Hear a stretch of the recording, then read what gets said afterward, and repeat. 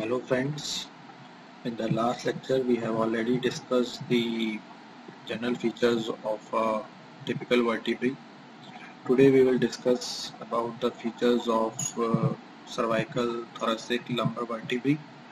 So starting with the cervical vertebrae, you all know that there are 7 cervical vertebrae, and cervical vertebrae are characterized by their small size and by the presence of a foramen in each transverse process.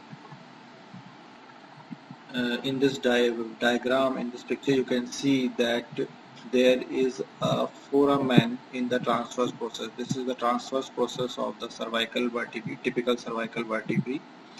This is the transverse process of the cervical vertebrae. This one is the transversarium, foramen transversarium. So there is a foramen in the transverse process of cervical vertebrae, which is called as the foramen transversarium. This transverse process is cross-shaped and perforated by the foramen transversarium. The vertebral body of the typical cervical vertebrae is short in height and square shaped.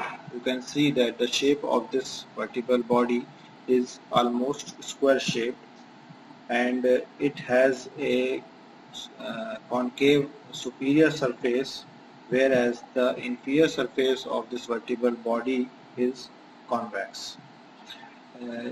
This is the vertebral arch. You can see this is the vertebral arch of the cervical vertebrae, and at the junction of the two laminae there is a spinous process. So this one is the spinous process of the typical vertebrae, and you can see that the spinous process of the cervical vertebrae is bifid. The vertebral foramen of the typical cervical vertebrae is triangular in shape. Each transverse process has anterior and posterior roots, which ends in the tubercles, anterior tubercle and posterior tubercle. These are joined together by the costo-transverse bar.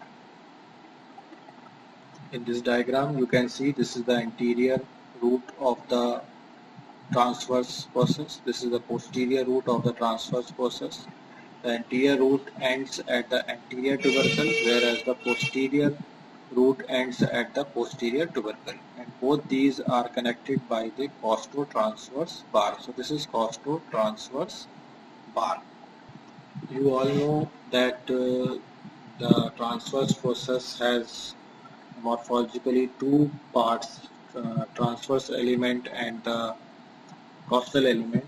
So in the thoracic part, the costal element forms the ribs, whereas in cervical region, the costal element is represented by the anterior root. This anterior root of the transverse process, this costo-transverse bar, and the posterior tubercle. So these three, posterior tubercle, costo-transverse bar, and the anterior root is formed by the costal element. So these are the features of a typical cervical vertebrae. Now we will study about the atypical cervical vertebrae. The first cervical vertebrae and the second cervical vertebrae are atypical cervical vertebrae. The first cervical vertebrae, which is called as the atlas vertebrae, this atlas vertebrae is ring shaped.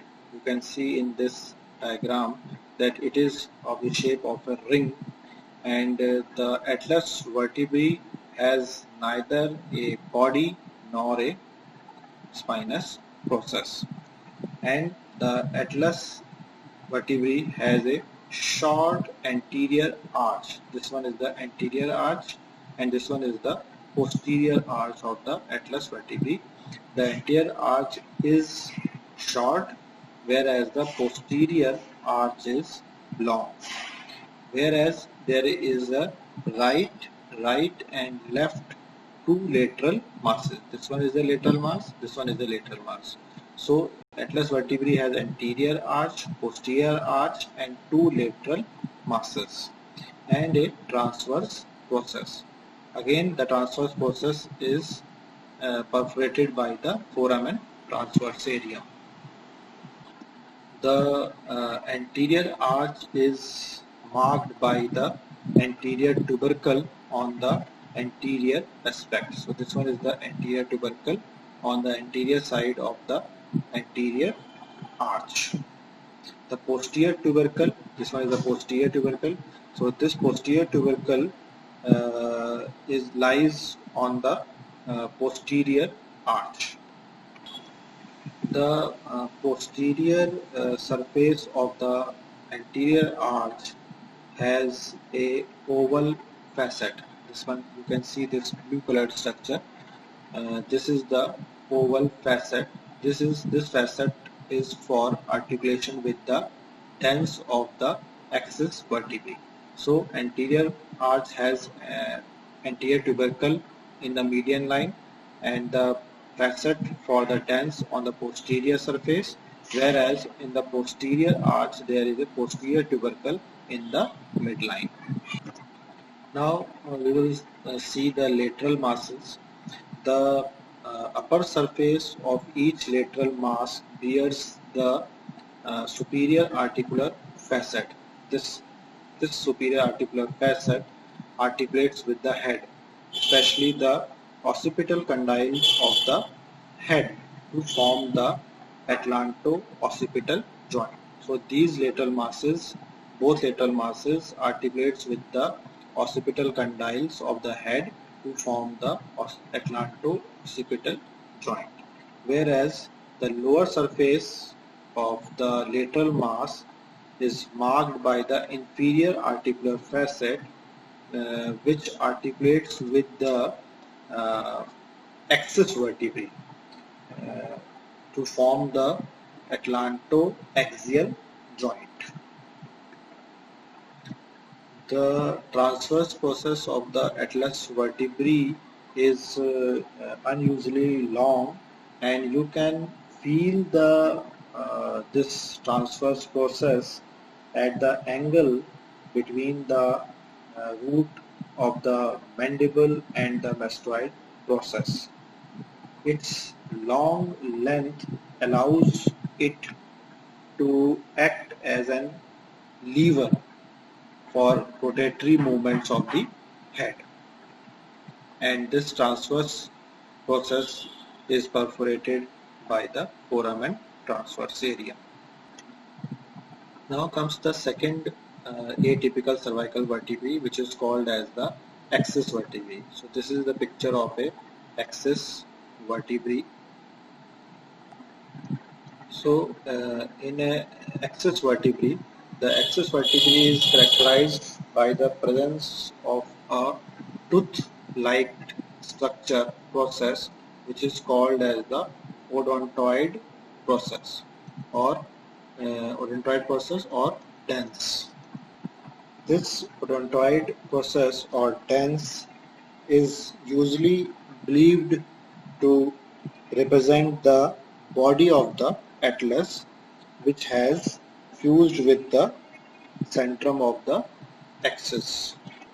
The body of the second cervical vertebrae fused with this dens, and it on lateral side it is mainly covered by the superior articular facet. In this diagram you can see the body is fused with the dens and the body is mainly encroached by the superior articular facet. This dens articulates with the anterior arch of the atlas and posteriorly with the transverse ligament of atlas. In this diagram you can see the dens. This dens articulates with the posterior articular facet on the posterior surface of the atlas bone, and posteriorly this dens articulates with the transverse ligament of atlas. The dens with the two superolateral surfaces, this one and this one.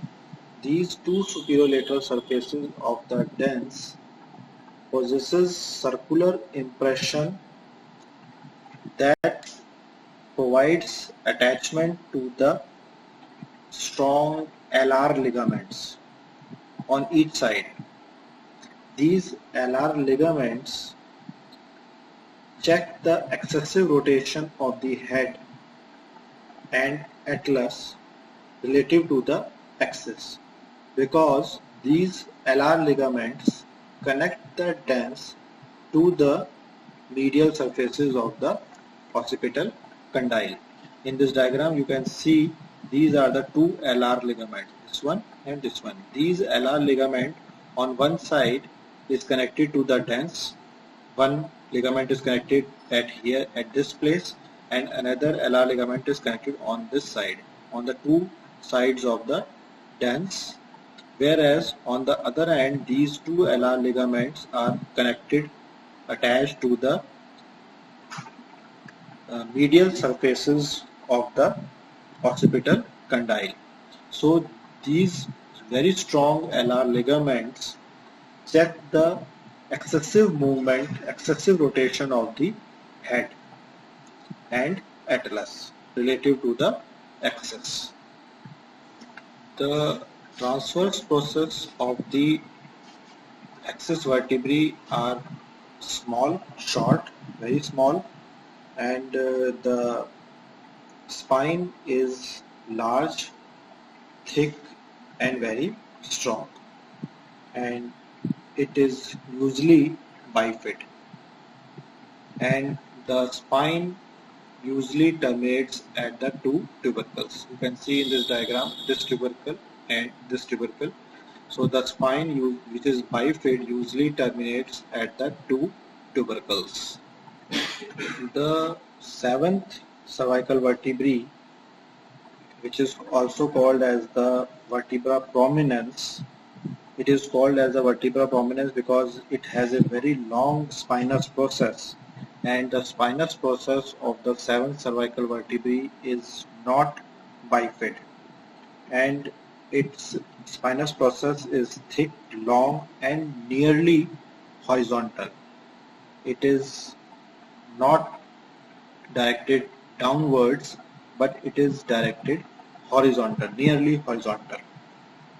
The spinous process of the seventh cervical vertebrae can be felt through the skin at the lower end of the nuchal furrow. So you can palpate the seventh cervical vertebrae, the spine of the seventh cervical vertebrae at the lower end of the neck, at the lower end of the nuchal ligament or nuchal furrow.